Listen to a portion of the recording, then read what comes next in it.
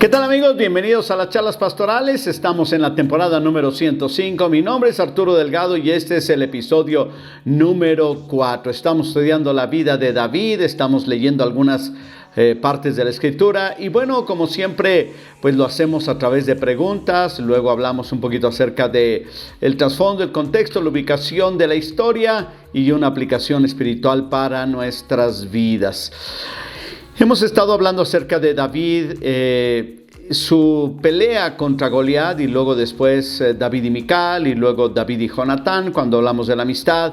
Y bueno, hoy vamos a hablar en esa loca persecución que tenía un rey loco, esto es Saúl, que perseguía a un jovencito llamado David que había sido ungido por rey, pero no era el rey. Pero los celos del rey, ese anciano ya grande que se había enloquecido, fueron tan grandes que movilizaron a un ejército entero para buscar a una sola persona. Y bueno, pues eso es lo que tenemos, igual que encontramos muchas veces a muchas personas poderosas tratando de matar a uno solo y a final de cuentas pues requieren de todo el ejército para hacerlo y nomás no pueden. En fin, aquí estamos y bueno, pues vamos a ir a nuestra pregunta del día de hoy.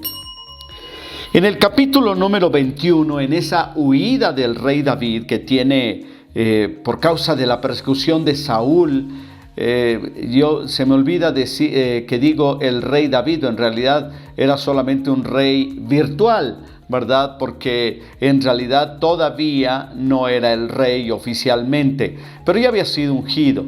Pero había otro rey que se sentaba en el trono, era Saúl, su suegro, para variar. Entonces tenemos nosotros aquí que en esa persecución, David termina huyendo hacia el terreno enemigo, los filisteos. Estando ahí entre los filisteos, tuvo miedo y un miedo tan grande que se llenó de terror, y que se fingió que estaba loco y andaba pintarrajeando las paredes. Fue el primer grafiti antiguo, yo creo, el primer grafitero. Y luego también dice la Biblia que dejaba caer correr su saliva por sus barbas y andaba fingiendo estar loco. El rey de los filisteos es el que hace la pregunta en el capítulo número 21 del primer libro de Samuel. En el versículo número 15 dice: ¿acaso me faltan locos para que hayas traído a este que hiciese de loco delante de mí? ¿Había de entrar en mi casa?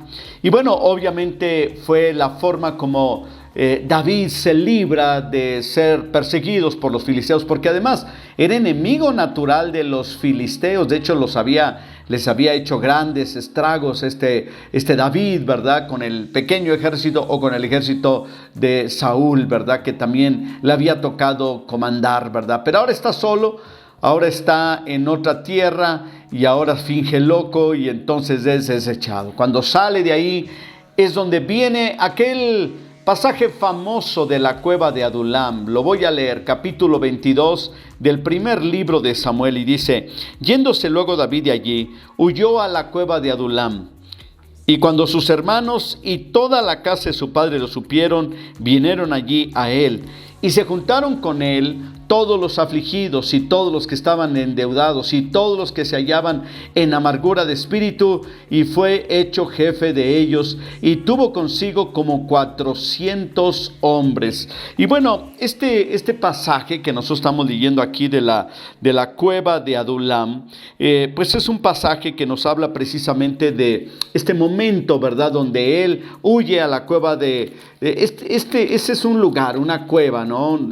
Supongo que era algún lugar solamente, no una persona, y ahí es donde estaba esta famosa cueva, donde David está ahí solo, está huyendo, se ha de estar haciendo 1000 preguntas, y cuando estaba ahí en esa soledad, de repente empieza a llegar la gente, y empieza a llegar primero su familia, y luego sus hermanos y sus padres, y luego también todas aquellas personas que dice la Escritura, ¿verdad? Que eran personas que tenían amargura de espíritu, y también los que estaban endeudados, y dice que fue hecho jefe de ellos. Esto nos remite al Salmo número 34, que dice: bendeciré a Jehová en todo tiempo, mi alabanza estará de continuo en mi boca.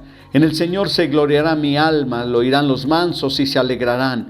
Engrandeced al Señor conmigo y exaltemos aún a su nombre. Las experiencias eran llevadas a los salmos, o sea, opuestas en la música con la cual adoraba David al Señor.